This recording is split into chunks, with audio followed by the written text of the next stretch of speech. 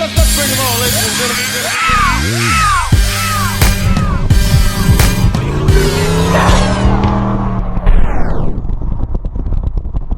All right, so you have the headers on, you have the crossover on. So that's a good chunk of the hot side. So now let's move to the turbo portion of the hot side. So you're going to need some kind of way to supply your turbo with oil, and you're going to need some kind of way to get that oil out of your turbo. Now, best thing you can do is get a drain with a 1/2 inch NTP, or did I say that right? NPT. So there's fittings, there's drains that you can buy that have a dash N fitting on it. So you can buy a drain like this that might have a dash 10 or a dash 12. So if you do the 1/2 inch pipe, this will just screw right into there. This is just a short nipple. And then you can take a 1/2 inch hose or greater and just slide that right over that. And then, of course, you're going to, in my case, I'm running a scavenger pump, but if you're going to straight to your pan, try to get the biggest fitting on your pan to accommodate, not going any smaller than this 1/2 inch inner diameter. So you really can't see this, but this is not quite a 1/2 inch, like my finger can fit through there. But your hose length is going to be so long, and this pipe is going to be so long, you'll have some volume that the oil can pass through. So instead of it being restricted coming right out of the pump with this being neck down right there, you'll have this, this length of volume for the oil to, kind of pass through and not get hung up so close to the turbo. And that way you won't have, the oiling issue, blowout seal. So I think this is the best setup that you can do. For your oil drain, I would say just go with the 1/2 inch drain. This is the vibrant part number for that. So we talked about the drain, let's talk about the feed. Now I'm running a high volume pump, so I need a restrictor. And there are some companies that you can buy the plate with the dash 4. I'm running a dash 4 with the restrictor built in. I don't have time to source that and order that, so I went to my local store, Speed Shop, and just bought like a 2-piece kit where they give you the plate and they give you the dash 4 with a couple of restrictors in there. So real simple setup. Just make sure, anytime you use a pipe screwing into something, a NPT, just use some kind of thread sealant, whether you use tape or the goop, it's up to you. But for a no leak system, because this side is the high pressure side. All right, so let's get this installed on the turbo, and I'm going to show you how to properly clock your turbo. All right, so if you're watching my videos, I'm a big critic of packaging. Like if I buy something from whatever the vendor, I expect to have some quality packaging. So this is the compressor housing from my man, Awesome Finish. You can check out his YouTube channel. He does excellent work. He's got a nice catalog of things that he polishes. He actually has an alternator business. This guy is very talented. He has an array of things that he can do for you. Now, this is not a paid sponsorship. I did pay to have this service done, but I appreciated his work so much from his YouTube channel that I reached out to him. And wanting to change up the look of the engine bay, I decided I wanted it polished, the turbo compressor polished. But I could have done it myself, but I don't think I could have reached this level of quality. So I've got the compressor housing in. Let's unbox it now. I can't say I'm impressed just by the, I guess, what would you call this? The dressing of this box. I mean, it's just a simple box, but I kind of do like the fact that, you know, he's advertising his company on the box. You know, shake test. That's the camera that moved. Everything feels pretty secure up in there.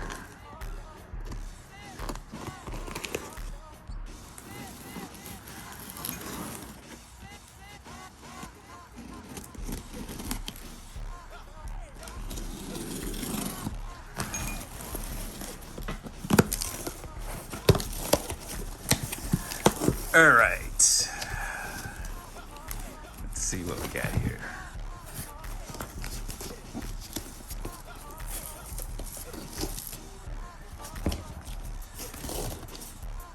Nice invoice, business card, and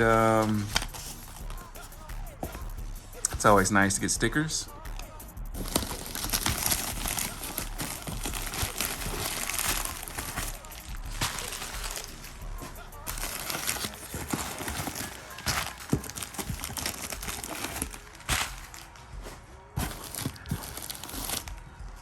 This was nice and secured in the box. No complaint about packaging. Now let's get down to the business of this.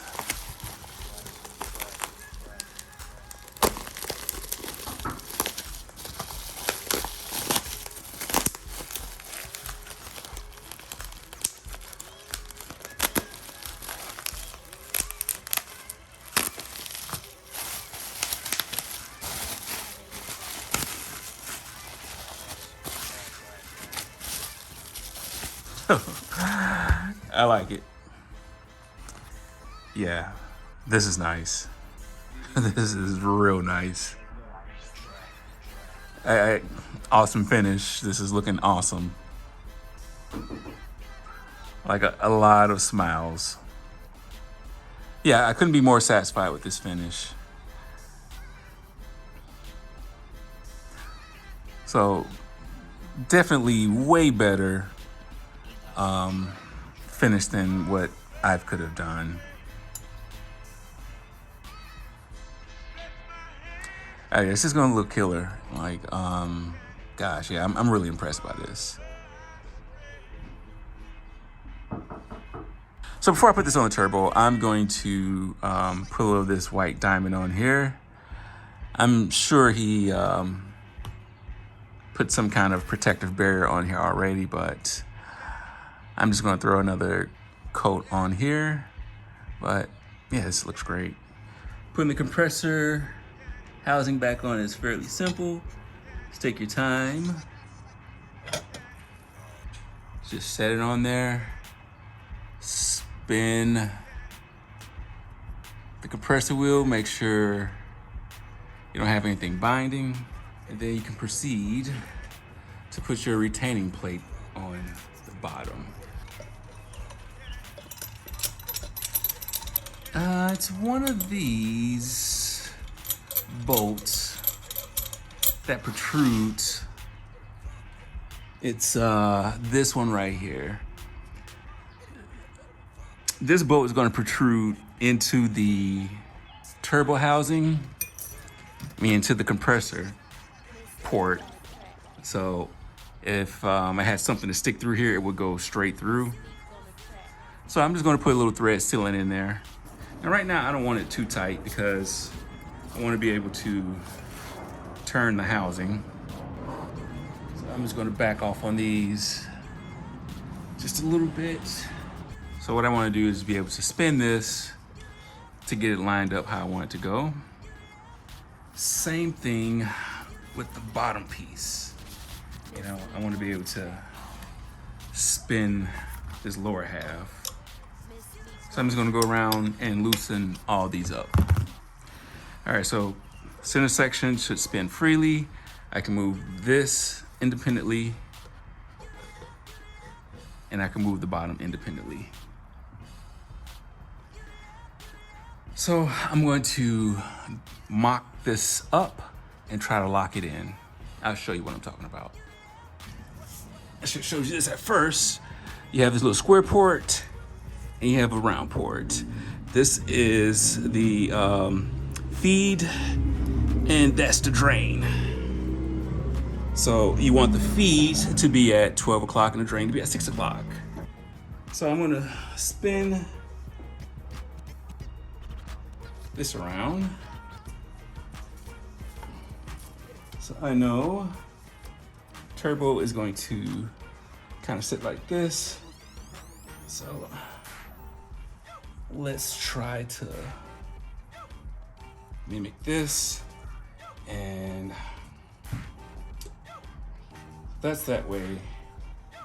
This one's gotta spin like that. Thereabout. It's kind of my setup, but what I want to do now is I hope I can get this bottom stud in. So let's try to get these in here.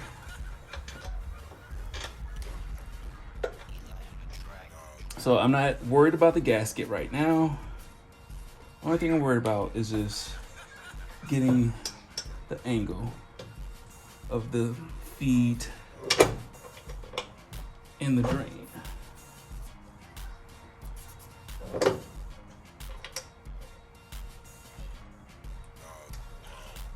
So I pretty much have this right at 12 o'clock. The other one's gonna be at 6 o'clock. So what I can do now is I can lock a couple of these in and it's not gonna move.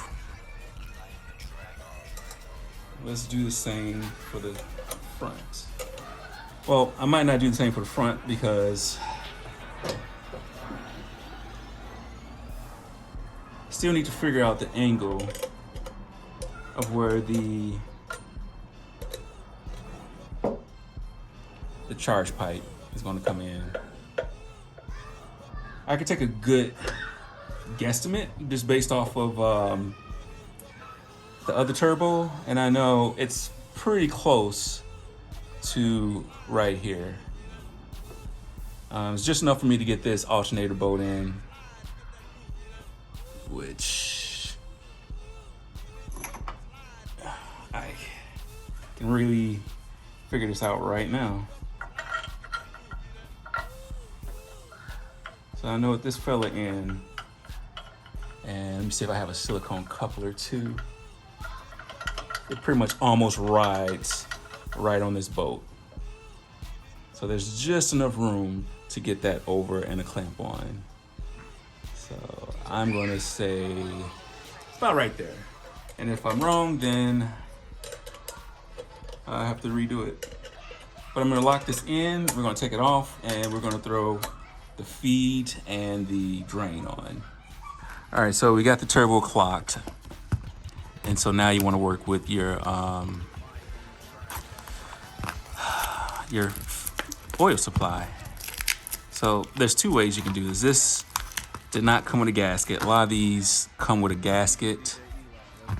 For whatever reason, they decide not to give me a gasket, but you can either use some ultra copper or you can just make your own gasket. Like I've got this gasket material right here, and it does not have to be 100% precise. All right, so that's pretty close. So only thing I have to do now is make my holes. Now I want to make this hole bigger than that hole. All right, so I have the plate on, fairly simple. Now let's install the oil restrictor. And basically the way you install it is like this. Just screws in. Now, since this is an NPT, I'm gonna little goop, and we'll throw this on the oil feed. So all I'm doing is just screwing this in.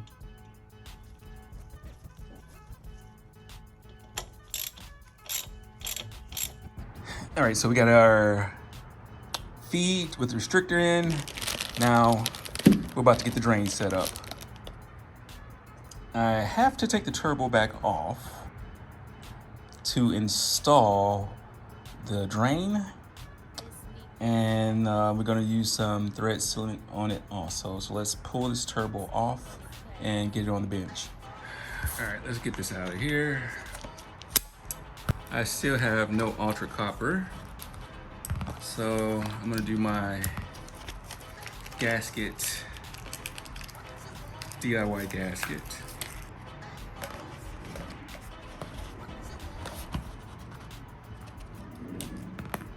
Doesn't have to be exact.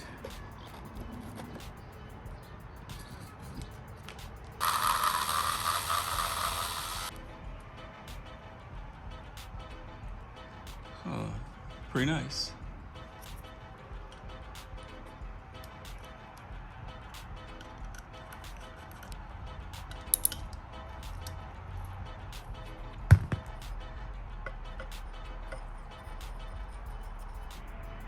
So what gasket you want to use is totally up to you. I've used Rimflex, I've used Ultra Copper, and I used the metal kind like this. All of them work pretty good as long as your turbine housing is true.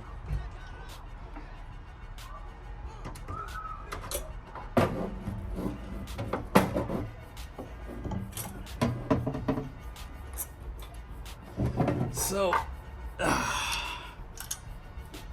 gonna have to change plans. I'm gonna take the drain off. So take your time, don't panic on this. Just try to get one in at a time. Get one started and then try to move to the next one. Sometimes the order of operation on how you put the bolts in will make a world of a difference. My suggestion on this is start with the hardest one and tighten it up.